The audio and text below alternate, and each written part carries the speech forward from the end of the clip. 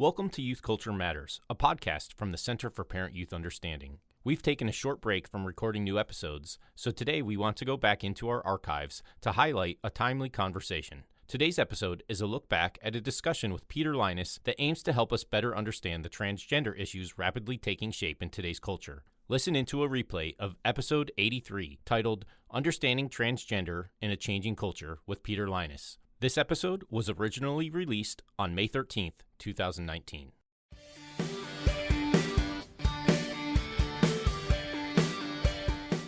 It wasn't until the late 1960s and early 1970s that the term transgender was first coined and used. In today's world, the word sits front and center on our collective cultural consciousness as more and more people are referring to themselves as transgender and as transgender activism intensifies. The reality is, more and more gender dysphoric kids are showing up in our youth groups. For those of us doing ministry in the church, we should be thinking about how to minister with grace, truth, and compassion to those who identify as transgender. Peter Lynas is approaching the issue in this way as he helps the Christian community in the UK think through the theological, pastoral, and legal implications of ministry to the transgendered.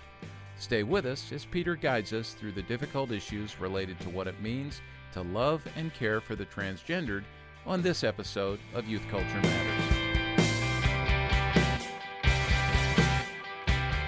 From the Center for Parent-Youth Understanding, this is Youth Culture Matters. If you're a parent, youth worker, educator, counselor, grandparent, or anyone else who cares about kids, we're glad you've joined us for this practical, informative, and hope-filled podcast. This is a place where together we talk and think Christianly about the rapidly changing world of today's children, teens, and young adults.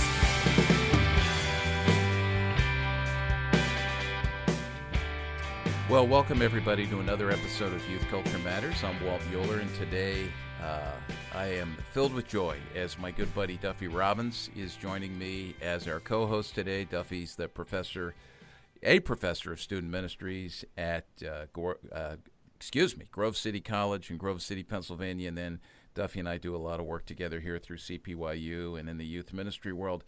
We're going to have a conversation with Peter Lynas. Before we get to him and we tell you a little bit about him and why he's on here with us today, we are going to talk about the transgender issue. And Duffy, this is something that we address in a couple of places together more formally at Gordon Conwell Seminary, where we do some work together. I don't know if you want to mention very quickly something about the symposium that we have coming up. Yeah, I'd love to, and thanks for letting me join you today, Walt. Always a pleasure, my friend.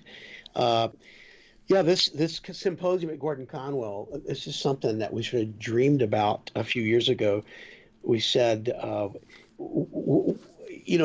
so often when we have discussions about ministry to transgender students, which is such an important, such a timely topic, that it seemed like we spent a lot of time litigating theological questions, which are important theological questions, but those absolutely essential preliminary questions usually prevented us from talking about the practical questions. Even if you agree that you really want to respect and honor and adhere to traditional biblical orthodox standards of sexuality, there are a myriad of questions that remain, practical questions, hard questions, and questions that should be sort of worked out in the context of community. And so we try to imagine creating that sort of context for a few days where youth workers can come together. And as you know, we've done this now for the last 2 years at Gordon Conwell. We do it in January. It's just been fantastic. The people that come, the conversations, the questions, we do some common readings together. We've interviewed some amazing people. I'm hoping we'll be able to get Peter Lynas to join us next January by Skype or something. It just, I think, to a person, everyone has found it very, very helpful. It's just a thoughtful group of people and engaged in really, really critical and compassionate debate. So I've enjoyed it immensely. Yeah, I feel like I learned as much or more than the people who were there, and it's just a wonderful interchange. If anybody's interested in that symposium on traditional biblical sexuality and a changing youth culture, that will be January 6th through 9 of 2020, and we'll include a link on our cpyu.org page for this particular podcast under the player, or you could just go and visit the Gordon Conwell website, search that, and you could get registered. It's limited in terms of the number of people who were there. Well, I want to introduce Peter Lynas. I'm so thrilled that Peter has joined us. Peter, are you in Belfast right now? I'm actually in a little place called Portstewart on the very north coast of Northern Ireland, near the Giant's Causeway. I've been to Portstewart. I knew this was going to happen. That's awesome. Duffy, Peter, if you need any help at all locating anything in Northern Ireland, and especially restaurants, talk to Duffy. He is your tour guide. So I know you're from there, but he knows more than you know. I'll just guarantee that. So I don't. But I loves it. Yeah. Yeah. So Peter is the director of the Evangelical Alliance in Northern Ireland, and he can tell us more about that. That's a UK-wide organization there. He has an MDiv from Regent College in Vancouver, and you're actually on the board there, huh? At Regent. I am indeed. So I get 3 trips a year out to Vancouver. We loved being there and get to go back from time to time. So it was hugely influential on my thinking, and I love getting to engage in that wider context. So under some understanding of North America and some of the thinking going on there. Well, when you get us figured out, let us know, because we need some help with that. I got to tell you, some of my heroes of the faith and friends, J.I. Packer up there, and then I don't know if you know Steve Garber. Steve's a good buddy, and just love Steve and what he's doing. So he's up there. You've also taught at Westminster Theological Center and Belfast Bible College, and you're married. You have 2 daughters, I see here. You love running, and you hate fish. That's awesome. I don't know that I've ever met someone that's put that in their bio. Now, just to let people know, the way that I found out about Peter was that a few months ago, Duffy actually told me about one of his favorite podcasts, which is called Unbelievable out of the UK. Justin Brierley hosts that, and it is phenomenal. If anybody has not heard of that, you need to check that out. I think that's a weekly podcast where there's lots of give and take and debate.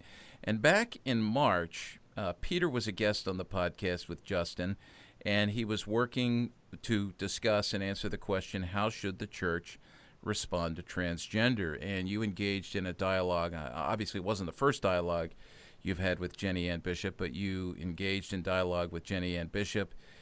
That was really an insightful conversation. Jenny Ann is a transgender activist and has transitioned, I think, born biological male, transitioned to female. And it was a spirited conversation and very eye-opening. And as I listened to the podcast, Peter talked a lot about this pastoral paper he's written called Transformed, put out by the Evangelical Alliance. So that's what we want to talk about today, some very practical helps.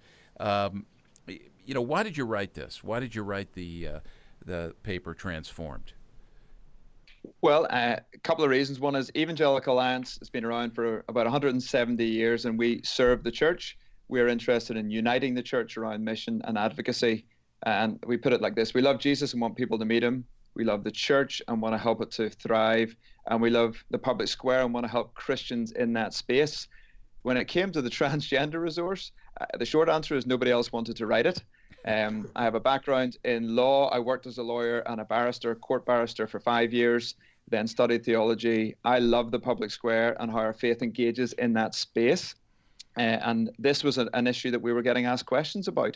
And so I was digging around, doing research to respond.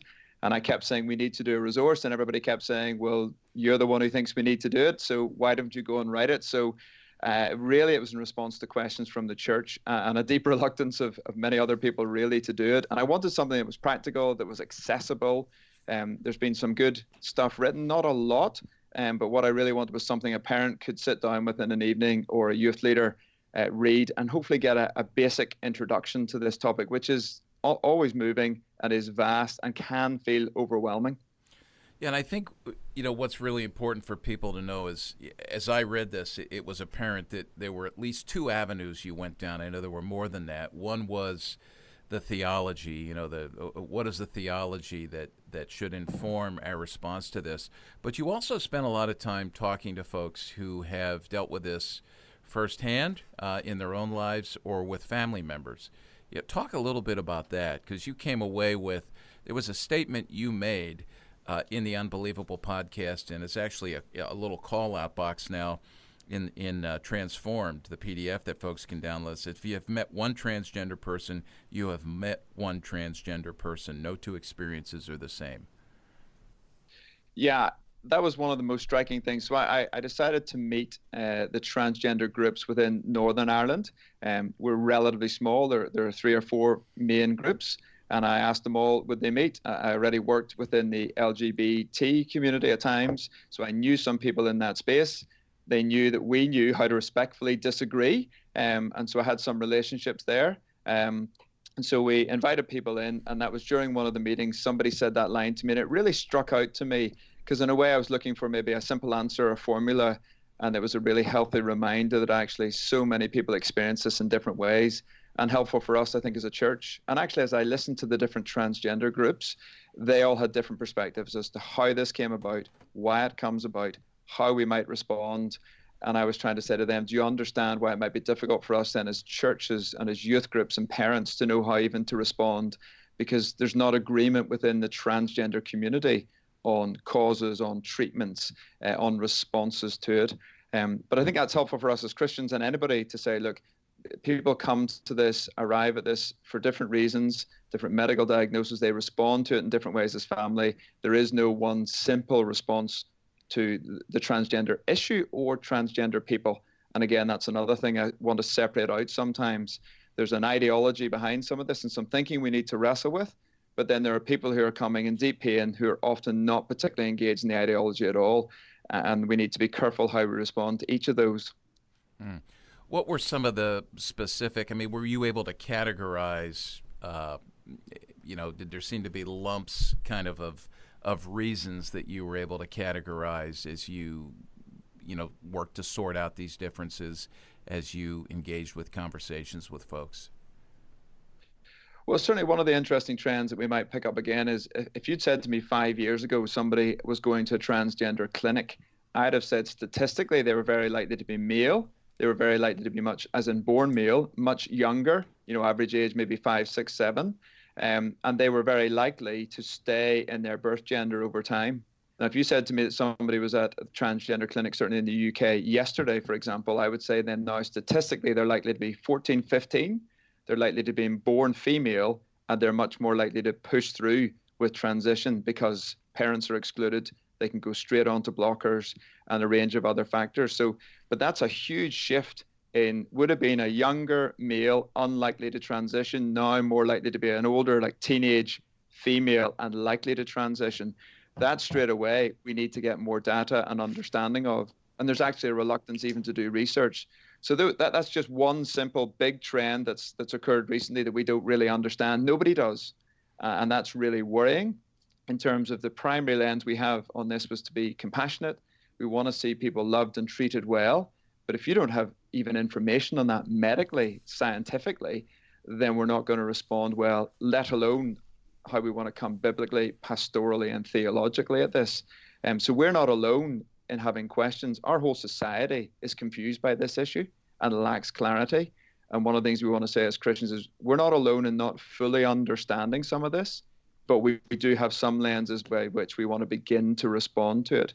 And that's important to try and get, I think, those things across. Let me ask you a question, Peter. You in the Evangelical Alliance, had you guys been contacted? What kind of questions were you getting from churches? You said, the people ask, what were the top 5 questions that you were being asked? Obviously, I'm guessing one of them is the question Walt articulated. Just literally, should I use this person's preferred name?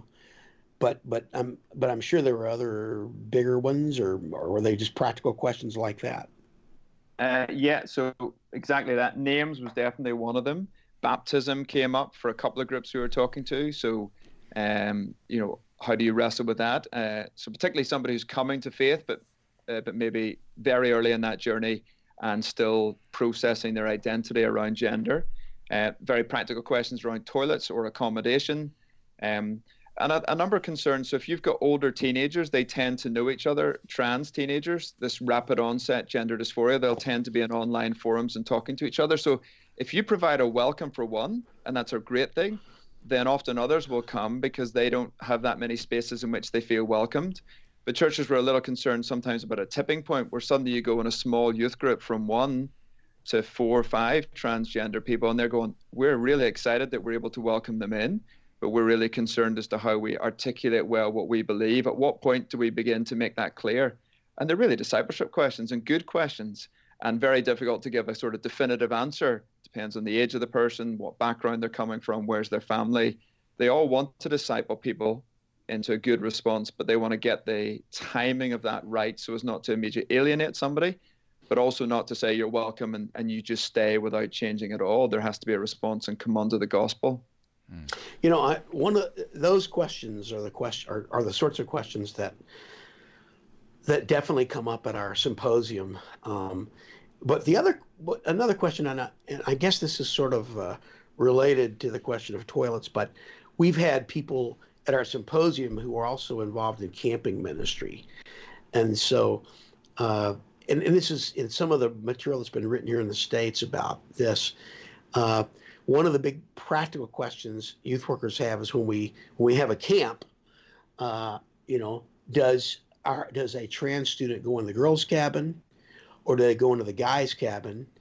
And we had one guy, for example, who was a national leader in his denomination, and said that we were afraid if we put the trans guy in the girls' cabin, that was going to be a problem. But if we put the guy who's a guy who's transitioning into a female into a guy's cabin, then we were afraid he might get bullied.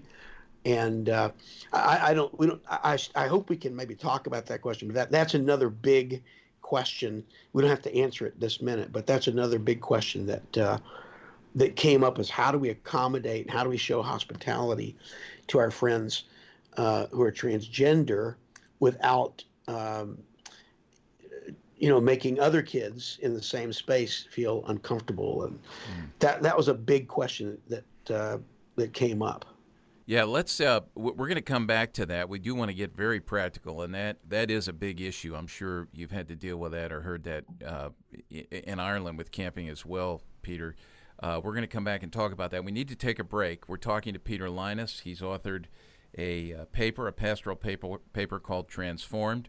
We will have a link to that. We highly suggest that you download that you read it, that you discuss it with folks that you're ministering with. Just go to our page, cpyu.org, look for this podcast in the player, and then you'll be able to download that and see that. Stick with us. We'll be right back.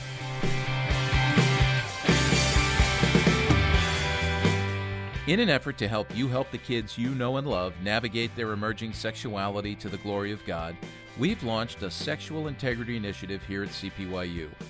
Thanks to a generous grant from a company called DAS, you can access our Sexual Integrity Initiative and a growing number of resources for free by visiting the website at sexualintegrityinitiative.com.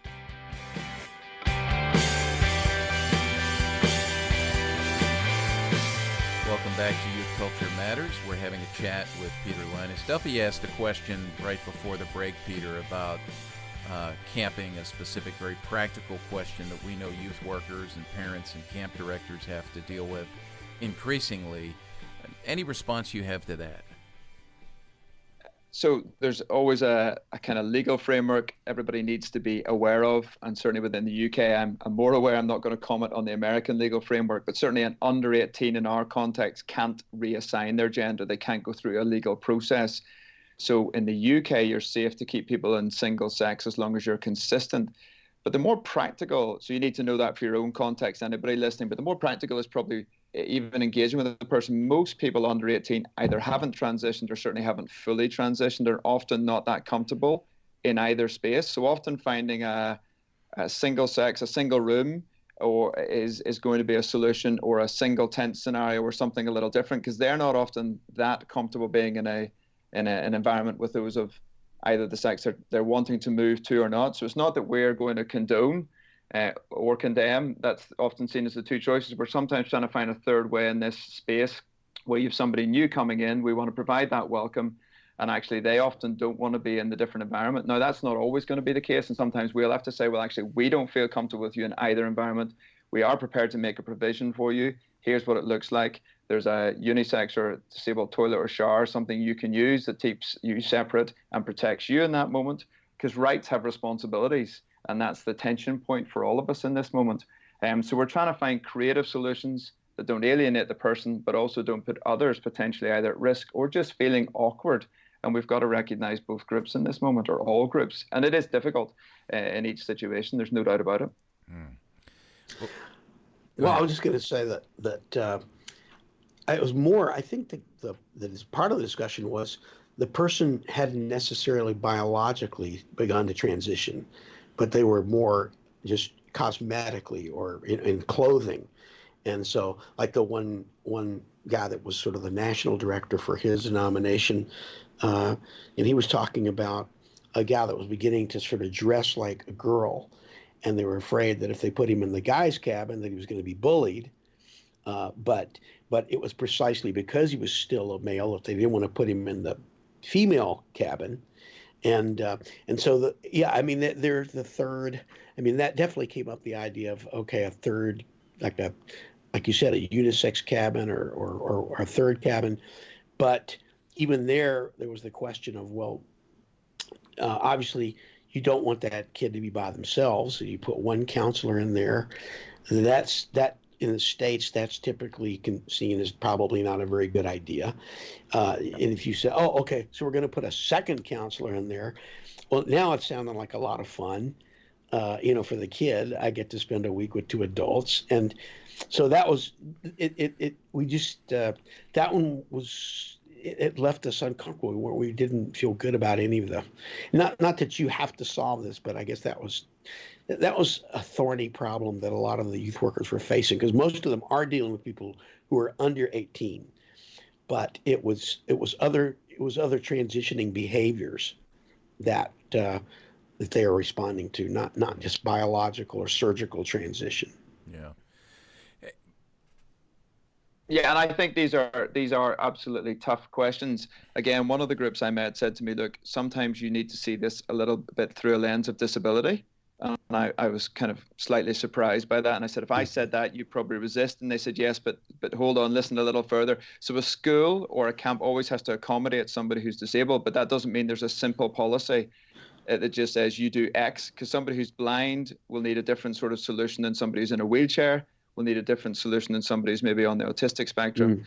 And it was helpful, again, to get me think, okay, so we need to think a little differently in each situation. That doesn't, again, immediately give us the answer. There isn't always going to be a simple answer. Sometimes we're going to have a tough conversation with a parent or with a child and say, actually, this is a really small camp. We don't have that option. Or here's the best solution we can come up with at this moment, is a tent beside the others. There'll be a supervising adult nearby, but they can't be in with them. And we'll have to talk through a range of options. But we may have to treat, as I say, each one slightly differently, because different people are in different stages of the journey, without saying we're accepting everything that's going on here, but we still want to minister to you, and we know you're on a journey. And it's trying to do a number of different communication pieces in one go, which can be really difficult for sure. Yeah.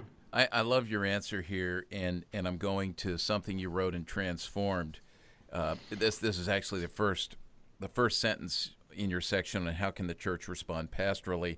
You say any response offered to someone wrestling with issues surrounding transgender and faith should be rooted theologically and oriented pastorally. And that's what I'm hearing you say here. And I think sometimes we have an imbalance there. And I know in our youth ministry world here, if we talk about truth and grace, we have some who err on the side of truth, or maybe it's better to say law, and then some who err on the side of grace. All things are permissible. And, how, as you've worked to navigate that, and you've had these conversations with folks in the transgender community, it sounds to me like the reception you've received is one that's very welcoming. Maybe not that I'm sure that not everybody agrees with you on everything, but just talk about the posture, because this is what we need to learn from here. You've walked this journey. Does that make sense, what I'm asking? I think so. So something I was probably hinting at earlier was relationships are really crucial. So we're very clear on our views around sexuality and have articulated that, done media around that. But at the same time, because of how that's been done and because of certain relationships, even built in radio studios with people I was on the opposite side to, I was invited into a Pride event to do a Q&A in which they knew I was going to articulate a view against same-sex marriage and was able to do that in a way. So then the relationships were there. So some people came to our office who said, I might not have come, but we knew the work that you did elsewhere and we knew you weren't going to be with us, but we were open to it. And the first thing we did was just invite everybody. And if they said no, that was fine. It turned out everybody said yes. So there's an opportunity for some of us maybe to reach out and say, well, let's go and meet the groups who are in this space, at least listen and hear the first round of concerns. I heard new things that I wouldn't have got if I just read the literature. And I opened up a space for some conversation, and some of those people have come back to me. They don't agree with everything in the document, inevitably, but I think they see the tone. But the other thing, again, that we're hinting at there is an ideological moment. So sometimes you'll meet an activist, and they are out to push an ideology. And behind a lot of this is queer theory and an ideology that we have serious problems with and concerns with. And there are moments we need to say, hold on, that's deeply problematic. Mm-hmm. You don't understand what it is to be made in the image of God. You don't understand what we're completely at odds with that. And then there is sometimes a 13-year-old kid or a parent who's got a young 6-year-old, and they're just broken because they don't know what's going on with that child, or the young person doesn't quite know what's going on. If we hit them ideologically and say, you've embraced queer theory, you're so far from God, this is so problematic, it just goes over there. They don't understand. They're like, I just don't feel at ease in my body. I don't know what else to tell you. So at that moment, we need to journey a little bit more pastorally and take them on the movement through. So that's a real bridging. I think we saw Jesus do that with the woman at the well, that initial compassion. He moves very quickly to say, hey, bring your husband. And she says, I don't have a husband. And he goes through the 5 husbands. I mean, he moves to a truth encounter in minutes. That might take us a few weeks, a few months, because we're not Jesus. He models something, but he does it at a speed that we probably can't replicate. But it's always redemptive because she brings her friends to meet Jesus. And what I always want to see is somebody from the trans community knowing that they're welcome, not to stay as they are, but to come in. And ultimately, always hoping that we're moving towards that redemptive moment of encounter with Jesus, because that's what I had, not as a trans person, but as a broken person in my way. And I didn't stay where I was, and I want somebody else to come to meet Jesus and to move. But that's his work, and my job is to make the encounter moment happen. I really appreciated that in your booklet. I really appreciated that reference to John 4. I thought that was a great insight and a really helpful kind of big picture paradigm of engagement, the way you kind of move from compassion to integrity. That seems like a really important piece to this whole thing in terms of pastoral response. So practically for me, just to say, I suppose, is on the names. So I mean, I have real issues at one level with names, but actually I've just decided that's not the hill I want to die on. And if I don't use a trans person's name, when I invite people from the trans community to come and meet me, if I don't use the name that they're telling me, there's no conversation. I don't think I'm accepting all their agenda because of other things I'm going to say and make clear to them. I understand why for other people that's a great difficulty. I wouldn't like to be a teacher in this space at the minute. I understand why that can be. But for me, I looked at somebody like Daniel, and I'm not saying it's a perfect analogy, but I saw how he took the name Belteshazzar, a name clearly to foreign God, but he drew a line at a different point. And I suppose that helped me go, okay, I can use the name. I struggle a bit more with pronouns. I feel less comfortable with that. If I'm right in front of the person, I often don't know if they're trans. And if I want to keep the relationship and conversation going, I'm going to have to make some level of accommodation now. I don't think that's a compromise in that sense. I think it's the reality of sharing the gospel, but they're going to know my view. So I don't think I'm compromising truth, but it is if I don't use a name, and I get people who say to me, I don't want to use a name. I said, have you sat down with a trans person and point blank refused to use their name? And I haven't met anybody who's prepared to say that bit yet, because that's the end of the conversation. And at that point, I don't see how I've got a gospel moment with them. So for me, naming is not the hill to die on. but I am really aware of the free speech implications, the ideological implications down the line. So I do want to be careful. It's not just carte blanche. But in the pastoral moment, I think if we don't name people, that's going to be exceedingly difficult to get any further in a gospel conversation. That is good advice. Yeah, that is. A very practical question, Peter, before we take a break here. One of our friends who's watching on Facebook Live right now, Lau Witcher, has a question. He's a youth pastor, and he says, our camp application has the question, please check the appropriate box for your gender at birth. So it's either male or female. He's wondering if you have any opinion on whether this is offensive or if this would be the proper question you need to ask of those struggling with gender identity. So the one part of me wants to say sex at birth. You don't have it, That's a small, but becoming pedantic in this moment because it's so important. Biological sex cannot be changed. And I've been picked up and pushed back on language sometimes. It's so hard. Our own organization was doing a survey and they had male, female, other, or prefer not to say. And I said, guys, take other off.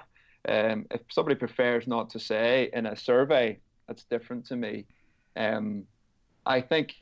I don't see how that question could be offensive just thinking about it. But the real issue is if you don't know somebody, they've got to have a format or they've got to raise if they're going to have a problem being in a different. We need to know their biological sex, and that's what we're going to respect. If they want to identify differently, they've got to tell us, and then we've got to wrestle with what that means for us. So sex is the right question to ask rather than gender, I would say. And could you make a distinct? I mean, I remember this was a question that you and Jenny Ann talked about on Unbelievable, but I know it's kind of basic, but could you just, for some of our listeners who may not know, why is that a big deal, sex instead of gender? What's typically gender is understood differently in this context? It is. So, I mean, lots of people, gender is very contested phrase even these days, but sex is fundamental, male, female at birth. It's a biological reality. And then people talk about gender being a social construct. I'm not in favor of that. That's literally something you put on society as these ideas. I think aspects of it are. So I wear pink shirts. I'm very comfortable doing that as a man. Some people think pink is a female color. I do. So does Walt. I'm glad to hear that. Yeah. But there's a perception, and 100 years ago, you'd have dressed a boy in pink.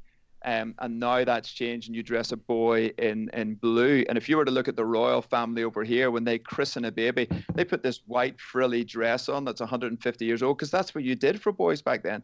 Nowadays, we think that looks very female. Those are social ideas around gender that we need to be careful not to hold on to those. Because a boy is interested in cooking, because a boy is interested in art, that does not mean they're a girl or effeminate. We need to do better, I think, at how we raise kids who are like that, because we can stereotype and then say, oh, that's a bit girly, and then the person thinks, well, am I a girl? No, those are perfectly acceptable things for a boy. And similarly with tomboys, we sometimes stereotype and call a girl a tomboy, and she begins to think, well, am I a boy today? That can be really unhelpful. So we need to anchor in on sex. That's a biological reality that cannot be changed, and most within the trans community accept that. But they feel like they're in the wrong body. Now, I'd have lots of questions about what that means. And just to finish sex, it's really interesting. Within the trans community, there's two different views. One says I'm in the wrong body. For that to be the case, you need to have binary, male and female. I'm born male, a male body, but I think I'm female. That requires a binary. The others say I don't believe in sex and gender at all. We're all fluid. We're all everything. And they've got rid of the binary category. So internally, the trans community is inconsistent with each other.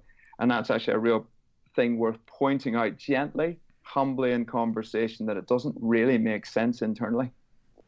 That was, before we take a break, I just want to say that was an interesting piece of the conversation on the Unbelievable podcast when you were having that conversation with Jenny Ann, and just logically, and your background as a lawyer came out there. That was fascinating to listen to, and it made me think about it in some new ways. So that was really helpful. By the way, we're going to, and I've mentioned this before, include a link to that particular episode of the Unbelievable podcast so you can hear Peter and Jenny Ann converse there about this issue.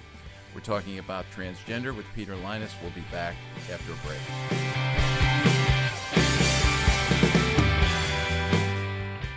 Here at CPYU, we want to help you help parents stay up to date on today's youth culture. One of our most popular resources is our monthly parent page. This 4-page full-color resource offers parents a timely, practical look into current youth culture trends, along with resources to help them parent their children and teens Christianly in today's rapidly changing youth culture. If you're a youth worker who would like to get this monthly resource into the hands of your parents, you can see a sample parent page and learn more by visiting cpyuparentpage.com.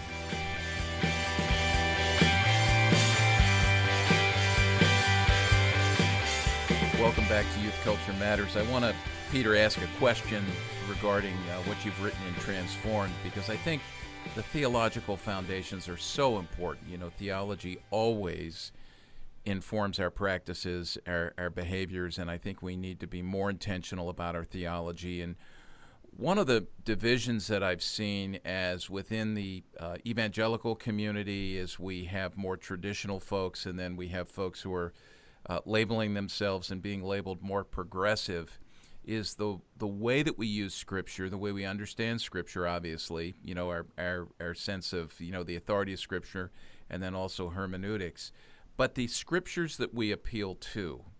And I've seen, this is just anecdotally, you know, as I've read and I've seen and I've conversed, that there's a camp that by and large will argue when we get to the subject of, you know, same-sex marriage and gender and that sort of thing, argue more from new interpretations of, you know, Old Testament passages, you know, post-fall Old Testament passages, and even some of the New Testament passages, you know, looking at Paul and what did Paul really mean, that sort of thing.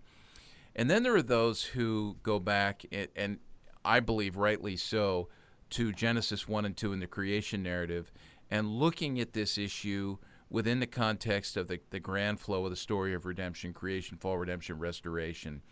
That's what you do in this. Can you just make a comment about that and how important that is, why you choose to look at this issue through that lens, and maybe why it's important for the rest of us to think in those terms? Yeah, thank you for that question. I think it's really helpful. I think one of the interesting things around transgender is actually you can't just proof text really easily.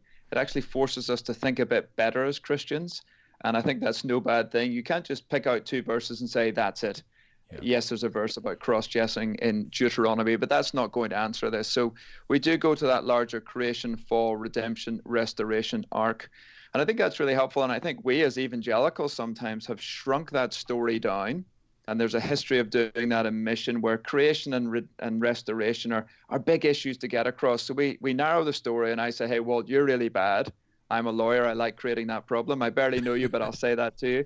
But it's all right, because I've got the solution. Jesus died for you on the cross, and he rose again. He's the answer. And we're familiar with that kind of gospel presentation. But it shrunk some stuff down. And what we did was cut out creation and restoration. And that's really important, because that's all the stuff about body, creation, marriage, relationships, the foundational stuff in there. And then we have a very narrow, individualistic, soul-orientated gospel. And then these days, it's really hard to say to people, you're really bad. So I don't even start there now. I just say, hey, Jesus loves you.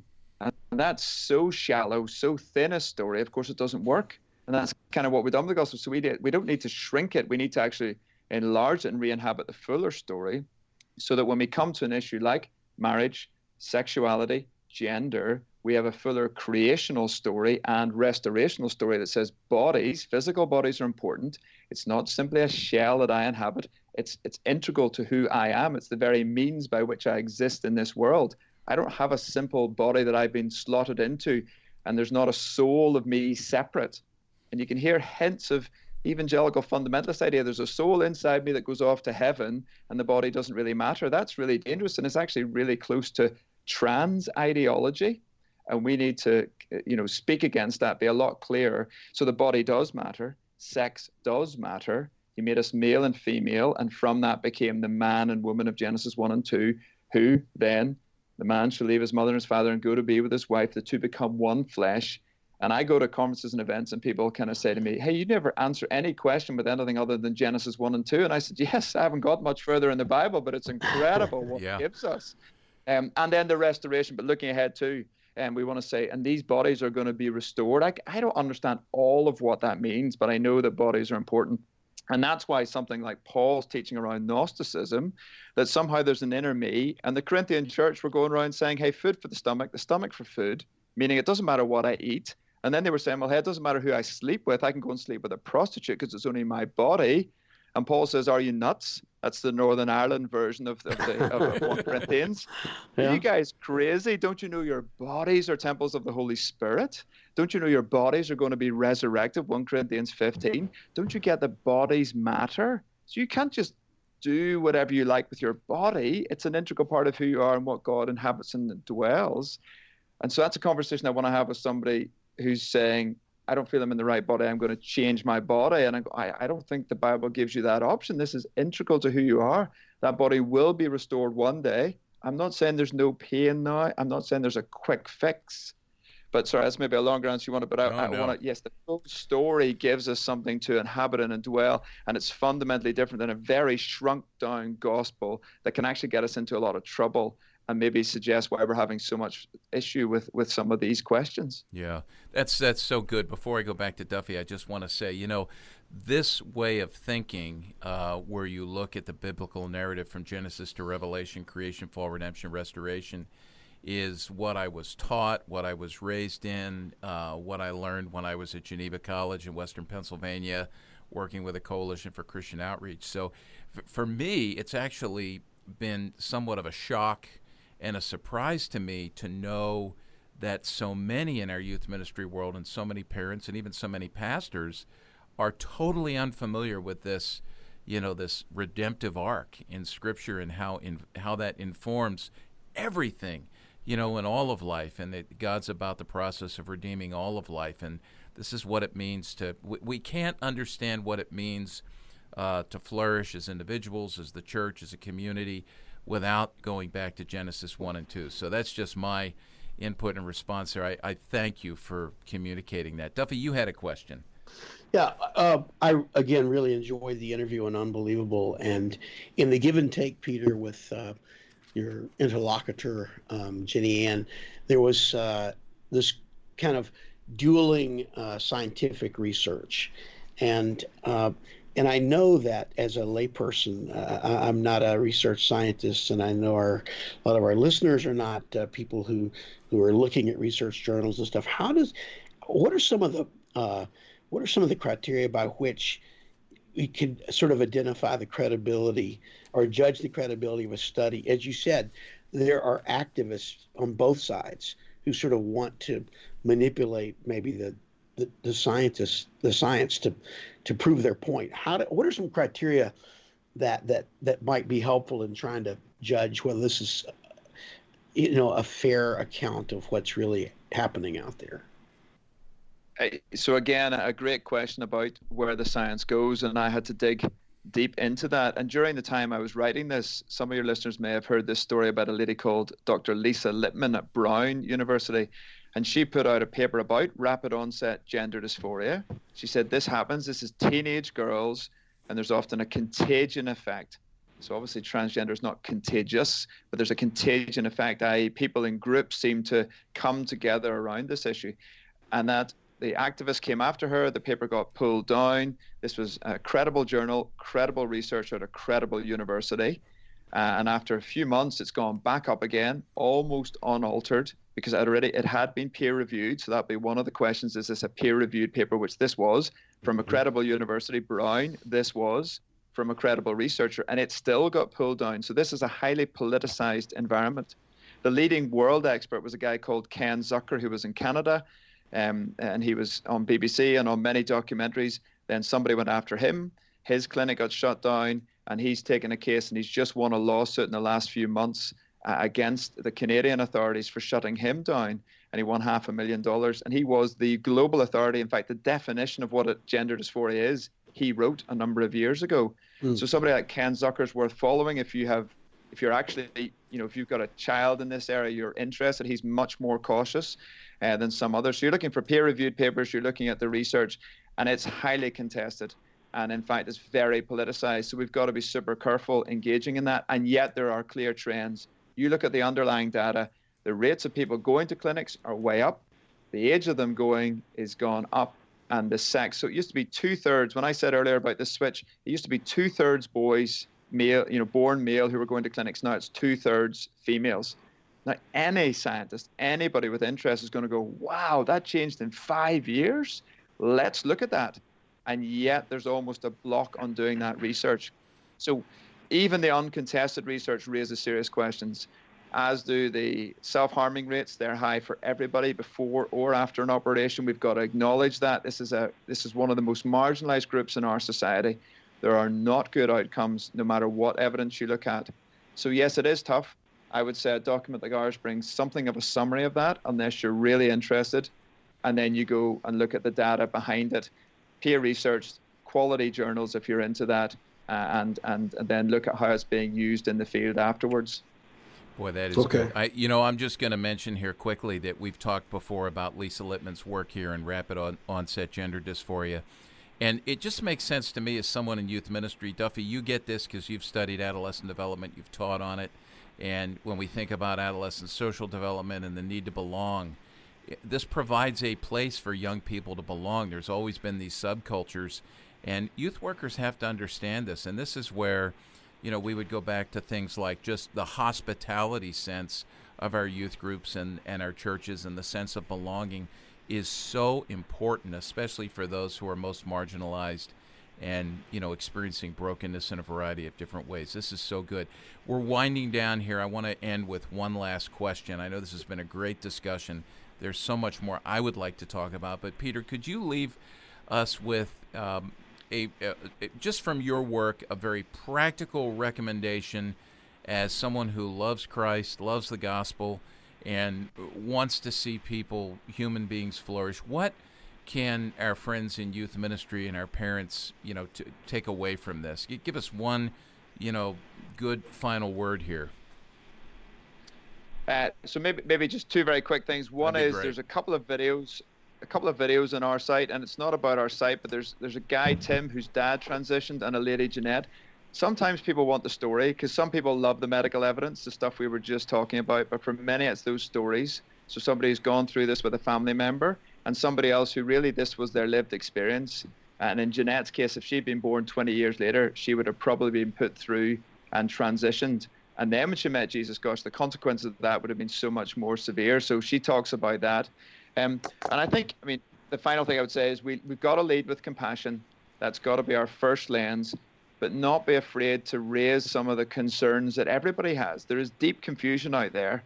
And finally, not be afraid to offer a little bit of biblical clarity. The Bible does have something to say about who we are. We are an image-conscious society, and we are struggling with identity politics at this larger level. What's the core message of the gospel? You're sons and daughters of the King. You're loved by Jesus. So we want to bring people back into their core understanding as an image bearer, not somebody who's image conscious, and somebody whose identity is in Christ, rather than in this world of identity politics, and not make an idol out of this thing to the side, which could be gender or sexuality, and all these things could become idols, both for those who experience it, but sometimes for us on the outside too, saying, well, that's the most important thing right now. Actually, it's not. We have to put everything under submission to Christ and help everybody else to do that. And I do think in this moment, leading people towards Jesus is the key. It's not my job to try and fix, and that's a really blunt term, a trans person. It is Jesus' job to redeem and restore all of us. Our job is to bring them into encounter with Jesus, to lead them as close as we can, and then Jesus and the Holy Spirit has got to do his work in that moment. And I'm so glad, because this is a complex issue. But don't be afraid. Get your hands on a resource, but don't let this issue overwhelm you. It's real, but we can respond to it well, I think. Well, Peter, this is great. We're going to include a link to the Evangelical Alliance and to your paper, Transformed. Just as a parting word, any other resources you'd recommend for folks who want to go further into this? Maybe something you read that was especially helpful to you that listeners need to be aware of? Yeah, I think if it's very real for you and your family, Mark Yarhouse's resource is really good pastorally. I talk about resource. I'm not saying everything, but it's probably the guy who's done the most work pastorally in this space. And Andrew Walker's really good book on the streams and some of the cultural context that's led us to where we are. So those are two great resources that really help. I'd love to see more groups ministering this space. Certainly in the UK, there's a real lack, and we need to hear more voices. I'm hoping those are coming soon to help parents and to help those in it. It feels like we're on the front edge of this, and we don't have people yet who are all the way through their journey, or at least very few who are able to tell their story. We need more of that. So I'm praying there are more people come through soon to be able to tell their stories, which would really help in terms of support groups and others. Good. That's great. Chris will put links up to the books from Mark Yarhouse, Andrew Walker's God in the Transgender Debate. Duffy and I love that book. And we'll also include a link to our friends at Harvest USA who are addressing this in some significant ways and doing just what Peter is recommending here. So, hey, we should also link to the symposium. Yes, we'll link to the symposium. Get folks, if you want to join us for that, that's about 4 days of intense conversation, case studies, learning from each other, talking to folks about this and working. It's cohort learning. And it's a wonderful, wonderful time in dealing with something that's pressing and important and that the gospel speaks to so clearly. So, Peter, Duffy, thank you so much for being on. And we're going to visit with you again, Peter, if that's okay. This is great. Thank you, Peter. Okay. Thank you so much. And for everyone listening, thanks for joining us. And we'll catch up with you on the next episode of Youth Culture Matters. Thanks for joining us for Youth Culture Matters, a podcast from the Center for Parent-Youth Understanding. If you'd like to learn more about today's youth culture, visit our website at cpyu.org. And if you have any questions, comments, or feedback, email us at podcast@cpyu.org.